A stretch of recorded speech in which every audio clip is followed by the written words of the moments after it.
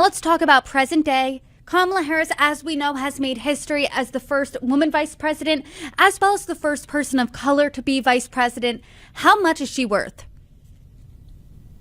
We're estimating that Kamala Harris today is worth about $8 million.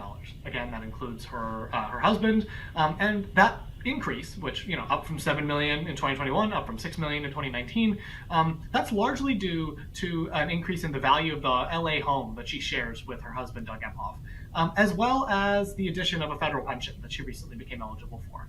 The rest of her fortune actually looks remarkably similar to where it was in 2021.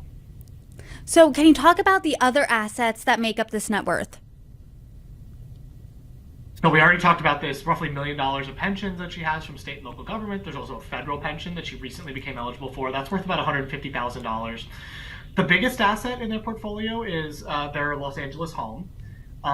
It's their only piece of real estate left in their portfolio right now. It's worth about $4.4 million, Forbes is estimating, with about $2 million of debt on it. The rest of that is all, a variety of investments in retirement accounts, in her husband's IRA, that kind of stuff. They've got, several $1 million of that kind of thing. And what is her salary as vice president?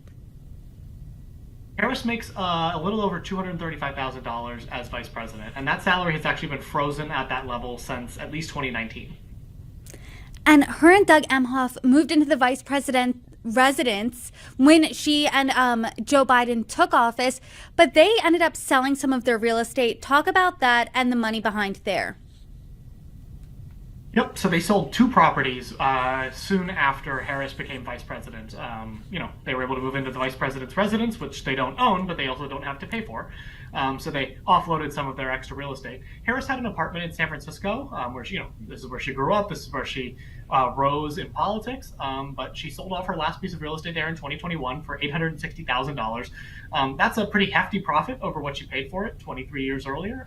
She sold it for $560,000 more. And then the next thing that was sold also in 2021 was that same DC apartment. And she sold that one for about what they paid for it. So in actuality, they probably lost money on that apartment because of interest payments that they had to pay on their mortgage. She's written some books between 2009 and 2019. How much money did she make from those? Yep, I've got her book list here. So she's got a 2019 memoir called The Truths We Hold. She's got a 2019 kids book called Superheroes Are Everywhere.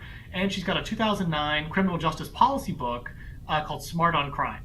And so those three titles, they made her quite a bit of money in 2020 and 2021. She made $350,000 approximately in 2020, $450,000 in 2021. But after the sort of the hype of her becoming elected or being elected vice president died down a little bit, that income stream was cut off significantly. And so that trickled to $80,000 in 2022 and just $8,500 in 2023, which is our most recent disclosure. So is there any indication of what she did with that money, as well as the money that she made with Doug Emhoff from selling those properties? It's kind of unclear. It doesn't really show up very well in the disclosures that we have since she became vice president. On the one hand, these disclosures are pretty opaque. They only have to, politicians only have to report these sort of broad ranges.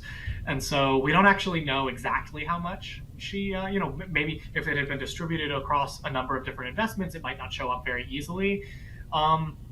So it's difficult to say, but suffice to say, most of her financial assets look fairly similar to what they looked like in 2021.